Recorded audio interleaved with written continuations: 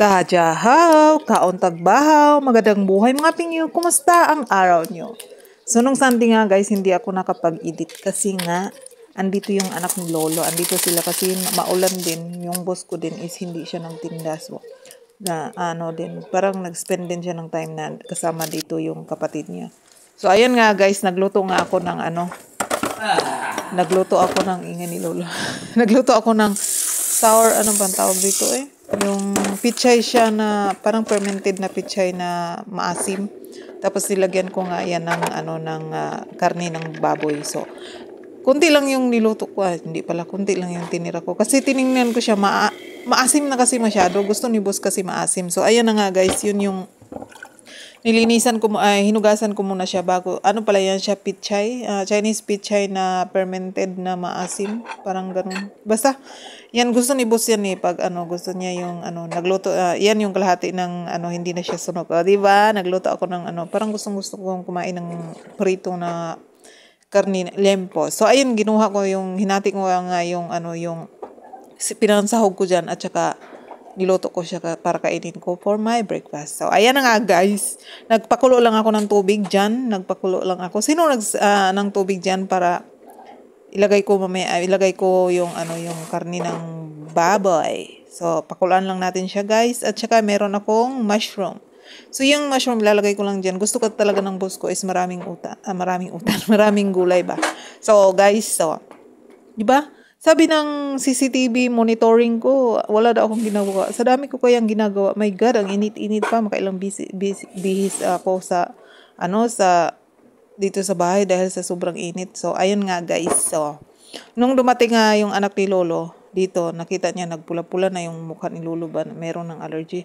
So, hindi ko talaga maisip kung ano yung dahilan. So nag-usap-usap sila. Pero mas maganda pala guys yung mga lalaki yung pagsabihan mo ng yung pag si Lolo, ganito, ganyan. Hindi yung mga babae.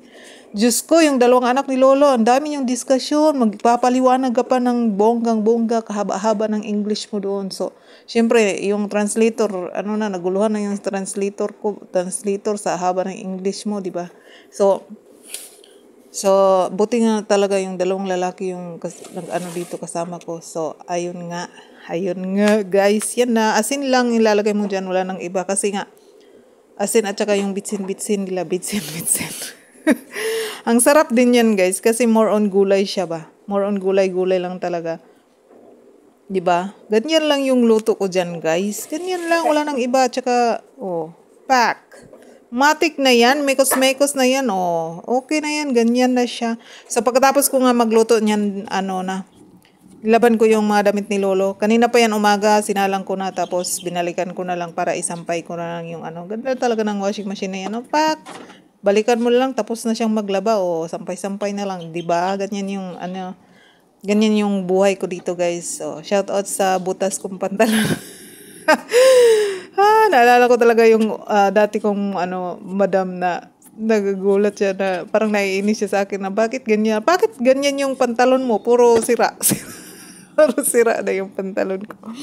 So ayan nga guys, pakwento na naman ako. So pagkatapos ko nga dyan guys, ayan na mga 11:30 na yan is tapos na akong magluto niyan guys. Dadalhin ko na si Lolo sa sala. So siesta kami, tingin-tingin sa pero merong red na yung mukha niya guys, pero hindi ko pa lang, nilagyan ko naman siya ng cream, pero hindi pa rin talaga siya naglighten ba, parang mas lalo siyang nag-red nung nandun na kami sa labas kasi mahangin siya. So nung nung gabi na pinicturean nila si Lolo, tapos pinakita nila, kinabukasan, pumunta yung kapatid ni boss ko, pumunta sa pharmacy. Pinakita niya yung mukha ni Lolo na ganito. So, ang nangyari pala is pollen allergy. Kasi nga spring dito sa amin ngayon.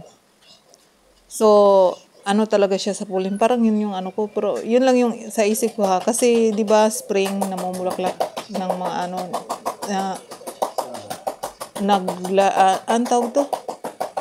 Season for mag-flowers yung mga mga kahoy-kahoy, ganyan.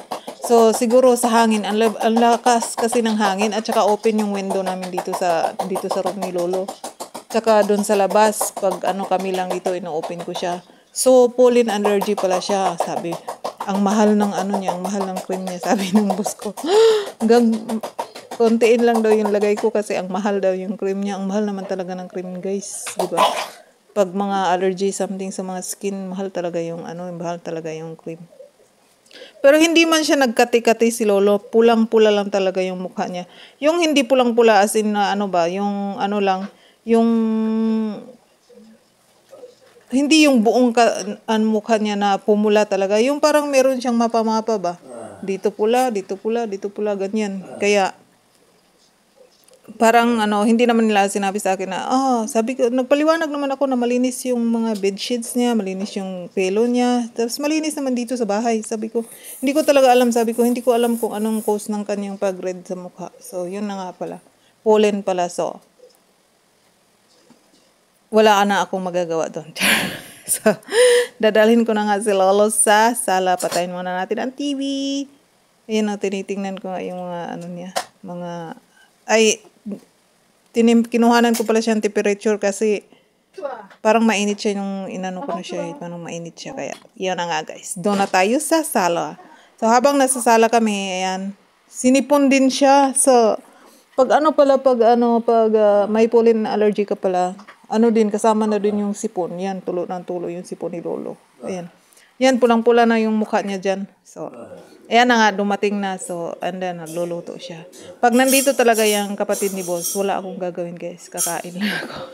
Kasi siya yung magluluto. Siya lahat yan dyan, sa kusina. Hindi yan siya tatawag na, hugasan mo to, ganito, ganyan. Wala, siya lang yan gagawa dyan. Tapos sabihin lang niya, na mag-iwan yan siya na sa akin ng pagkain. Sabi niya, Lia, sa'yo yan, kainin mo. Oh, ganun. So, ayan guys, nilisan niya yung electric fan, yung AC. Kasi nga, hindi na, sinarado na yung bintana dito para hindi mapapasok yung hangin. Para yung AC na lang. So, ang saya-saya. Diba? So, ayan na nga guys. Ito na yung merienda ni Lolo ngayon. Piras Li. Li yan sa Chinese. Li. So, piras muna yung ano ni Lolo. Karon overripe na kasi galing yan sa Taipei. Kaya, ang saya lang. Ang saya. Ang saya talaga pag dito yung anak ni Lolo na lalaki. Kasi, bumili na naman siya ng apple. Sabi niya, Lia, kumain ka. Kami daw, dalawa kumain sa mga apple na binili niya. Tsaka yung kiwi. Sabi niya, kumain ka din. Huwag lang si Lolo yung pakainin mo. Kumain ka din. So, di ba? Saya-saya.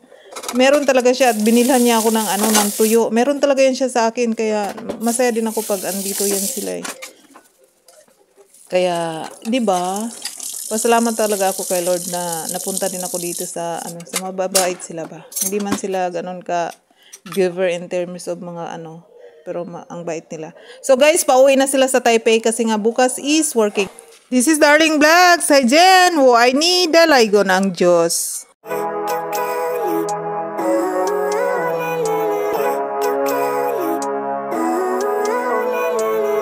Living life every day, late at night, not okay. All I want, and I pray, all I need are some better days. Fuck me, I'm looking in the mirror, so foggy, but I've never seen clearer. I don't really think anyone can save me, and honestly I'm not really sure I want saving. I like to be my own worst enemy. There's no risk if you don't try at anything, so I'ma just keep buying everything. See you in the next life, have to be a better me. I don't think that my head's on straight.